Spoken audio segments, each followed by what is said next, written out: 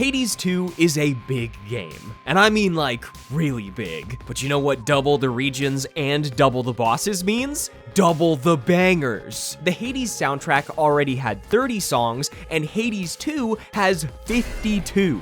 Nearly 4 hours of music. And I've tasked myself with choosing just 10 of my favorite songs while simultaneously trying not to include every Scylla and the Sirens track. Oh, the humanity. Also, medium level spoiler warning if that wasn't already evident from this being the type of video that it is. Alright, I'm kicking off this list with a rather understated pick, Reflection Affection. In case you aren't familiar with song names, this is the gorgeous piece that plays when visiting Narcissus's hideaway in Oceanus. To bring this song to life, Darren Korb brought in Spanish guitarist Pau Figueres, who absolutely, well, shreds seems like the wrong terminology to use, but the shift back and forth between slow chords and seemingly inhuman plucking is nothing short of incredible. There is one instrument in this song, and it manages to convey such a range of emotions, from quiet longing to aggressive passion, all the feelings Narcissus likely experiences when looking at that little puddle of his. Also, while I'm not featuring Echo's theme on this list, I do want to point out that it gives deeper meaning to Reflection Affection by, well, echoing it. To reflect Echo's unrequited obsession with Narcissus, her song doesn't have its own melody, and instead sends Narcissus's melody through heavy delay, which, like, oh!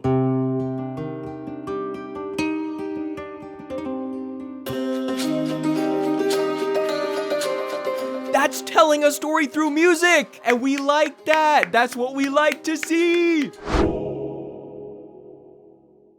This song's called Bewitching Eyes.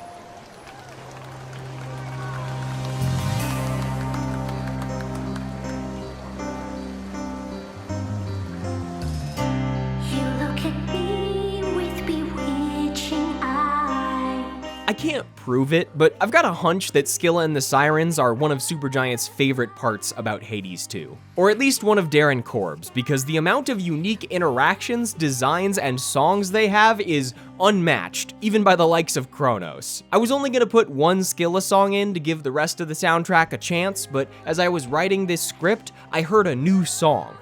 65 hours into the game. Added in 1.0 after the band already had 3 boss songs and multiple Oceanus tunes, Bewitching Eyes is the definition of a victory lap. It's pure excess. They made this for the love of the game. After dozens of playful little arguments and insults between Malinois and Scylla, including Malinois complaining about a lack of new material, Scylla breaks out Bewitching Eyes, a cheesy 80s power ballad complete with a slow zoom into music video intro screen and everything. What makes this song even sillier is the role reversal. It's a siren singing about how they've been enchanted by someone else. But after the first performance, Scylla gets nervous and blames Jetty for the lyrics, which she honestly needs to take credit for considering how goofy and clever they are. They call it a crush cause the pressure kills.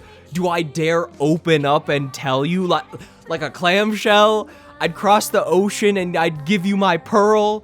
You know, like a clam shell and the boss drop. Big props to the whole sound team and especially Aaron Yvette for killing the vocals on all of Scylla's songs. This one especially just puts a huge smile on my face every time I listen to it. Oh, and there's also a sweet guitar solo into a key change. I mean, come on.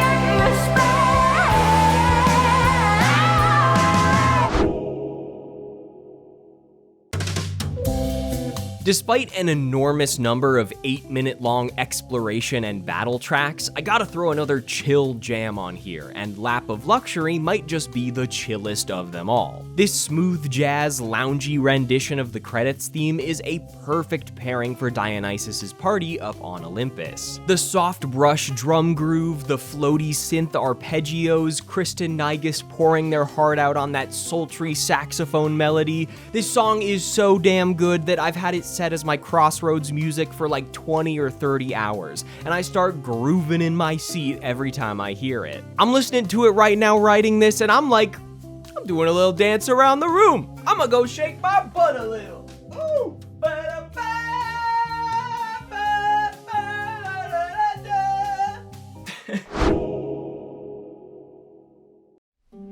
We ride. Here we go.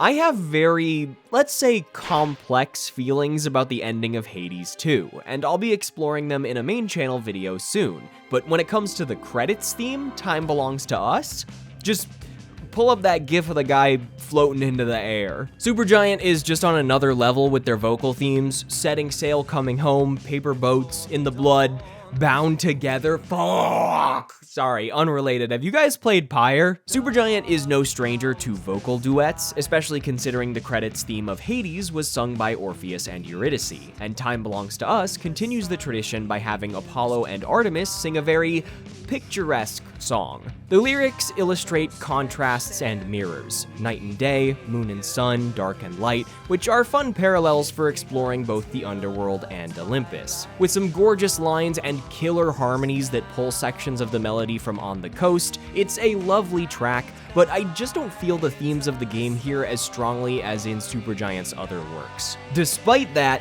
it still hits. A banger's a banger.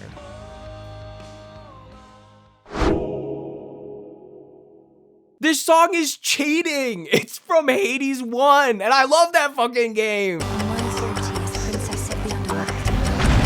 Unsealed.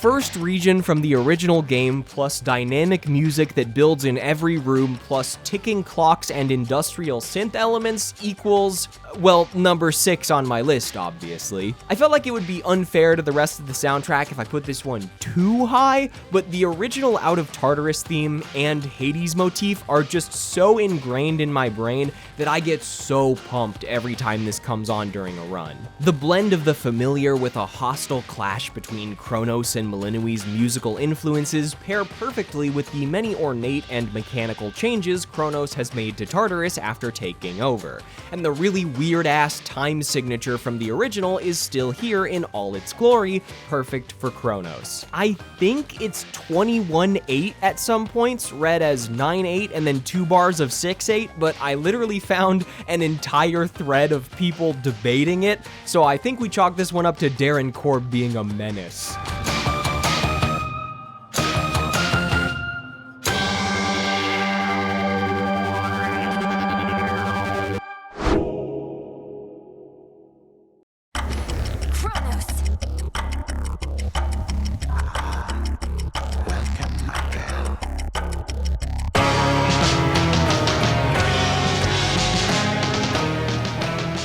Yeah, I'm putting 2 different songs that total 12 minutes as one ranking. This is my list, and I make the rules. You got a problem with that? Make your own top 10 video. I dare you. That'll just give me more Hades 2 music content to watch. Okay, let's talk about these 2 beasts. Kronos' Phase 1 starts off with clock-ticking percussion, a perfect choice, alongside the riff that plays when you die in an underworld run, which is just such a sick way to open a final boss theme. Then we speed things up to introduce some fast-as-hell drums, and the song jumps back and forth between this frantic pace and some occasional slower moments, all of which feel really fitting for the Titan of Time, as if he's manipulating the tempo and energy of his own boss fight. While the Hades motif is interwoven in this song to remind you that you're in the House of Hades and fighting Melinui's grandfather, the song is actively being manipulated by Kronos, as the theme starts out in 6-8 and then changes to 7-8, then back to 6-8, then to 4-4, and like, the main theme does the same thing. It's so cool. Then Phase 2 kicks in, and the song's tempo noticeably decreases for a more intense finale. That Hades boss fight sound blends with ticking clocks as synths and guitars scream out that classic motif again. What a great final boss theme. Except we're not done. Put Lewis Cole on the fucking drum set! Compared to the incredibly melodic rhythm game composer guitar solos of the Unseen Ones, the drum feature on the End of Time gives a wholly unique vibe to this Phase 3, a literal breakdown and breakbeat of sorts as Kronos pulls out his last bag of tricks and further deteriorates the stage. Reality crumbles, and so too do the melodic and clock elements of the song as drums aggressively take center stage amidst a backdrop of deep blacks and yellows, a fight and song occurring around the edges of time. And Lewis Cole went crazy! I mean, he always goes crazy, this is not new information, but like, holy moly.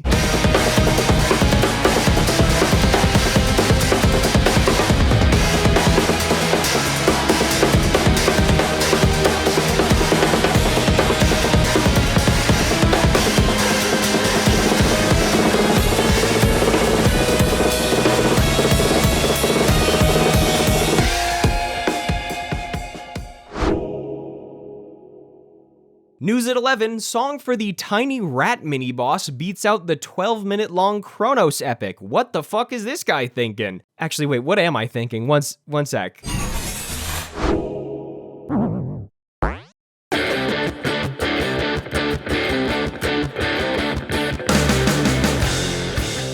King Vermin is like, I don't even have anything poetic to say about it. It's just a USDA certified all-natural organic banger.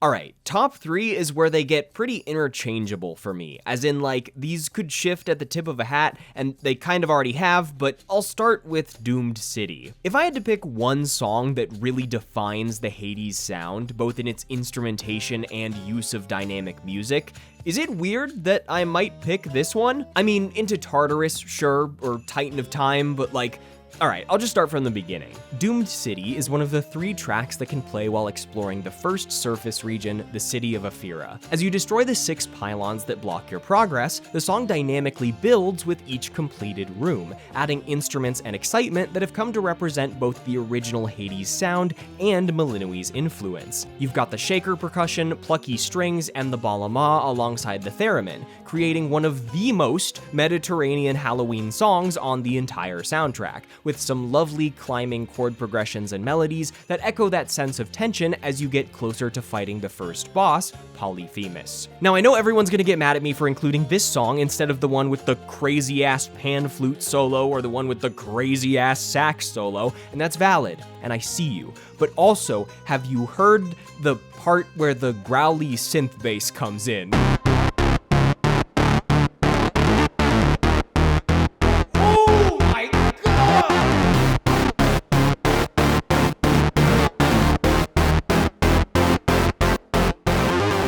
This shit goes so unbelievably hard. It's my single favorite musical moment on the entire soundtrack. The way it subverts the usual build that most other songs go through, where reaching the boss means crescendoing into the loudest and most triumphant song or rock rendition, to instead cut everything and drop in this dark, grungy synth bass that walks up chromatically like it owns the place, call in some synth stab chords and a thumping digital drum kit to get the people going, and then throw back in the original flair of the song with a sweet shuffle to create an incredible mixture of old and new. Mediterranean prog rock, Halloween, industrial jazz, we are reaching critical genre mass here, and Darren Korb needs to be stopped at all costs.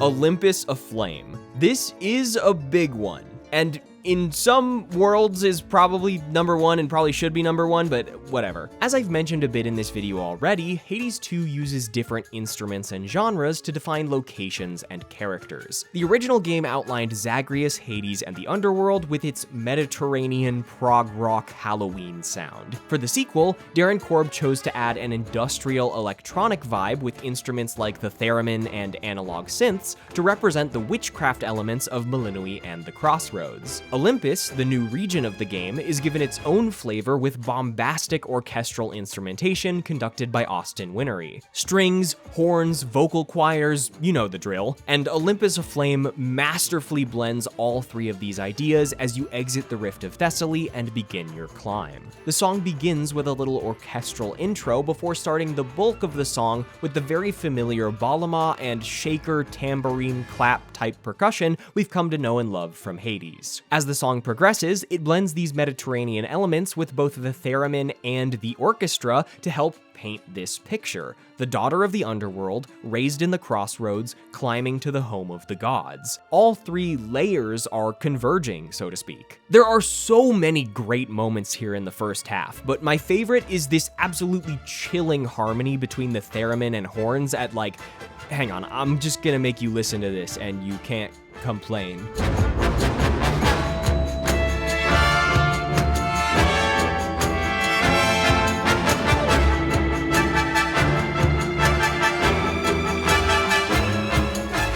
And all this I just said is about the first half of the song.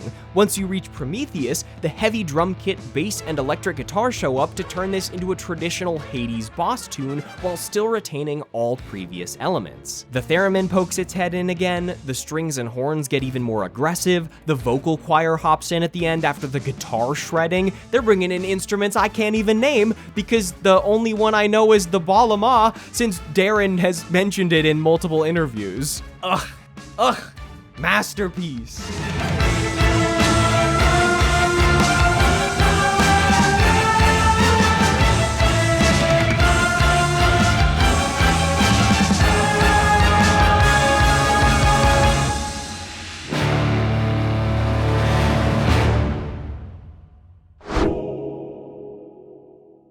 Okay, before my number one, I have quite a few honorable mentions to get through, so I'm going to do a rapid-fire one sentence each. Mountain of the Gods. Oh, Darren Korb and Austin Winery, you cannot just make a beautiful orchestral song and end it with that fucking On the Coast resolution. You make me sick to my stomach from how much I love video game music. Lost Souls. When you get to the Hecate boss fight part of this song, the theremin just goes off the rails. It is a super wonky jazz solo that also sounds like a bug flying around in a cartoon. Silver Sisters. This one's just really good. I think I should have put it on the list. The Necropolis. Josh Plotner's flute solo. Sightless Shepherd. Sam Gendel's saxophone solo. And Final Expense Renegade mix. The bass line.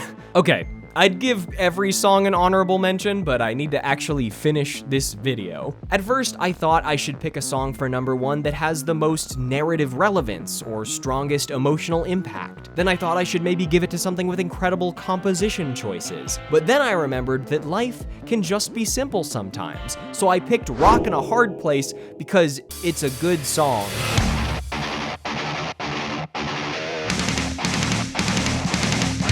Look, we're washed right up onto our shore. Lady, you're all that love. Rockin' a Hard Place is the perfect song for enabling the Rivals modifier and bringing Charybdis into the Scylla fight. In addition to the aggressive instrumentation and driving guitar chords, the lyrics literally acknowledge your choice to up the difficulty as Scylla sings, Not enough, you said you wanted more. Careful what you're wishing for. I love the spooky modulated synth arpeggios in the chorus. I love the monstrous metal scream growls of Charybdis scattered throughout the song. I love the slow dissonant pitch bend on the vocals when they do the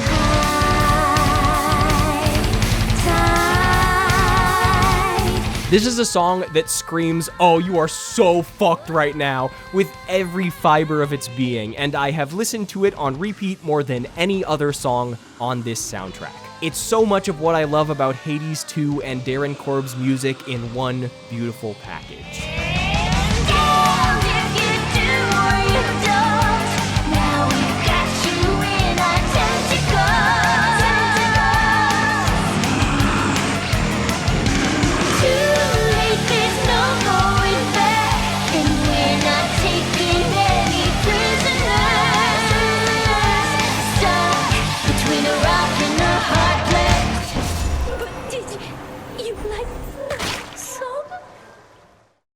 Alright, well, those are my favorite Hades 2 songs as of right now, subject to change as I continue to loop the soundtrack while I wait for a vinyl release. If you have any personal favorites that I didn't mention on this list, or just any details you want to gush about, feel free to leave a comment. I really like hearing about everyone's favorite songs, and I'm sure there are a ton of motifs strung across this soundtrack I've already missed. If you've got a hankering for more game music content, I also made a video ranking my favorite Silksongs, and through the magic of youtube.com, you can watch it right now by clicking the rectangle on the screen. Or you could subscribe first and then click the video on the screen. That sounds pretty good.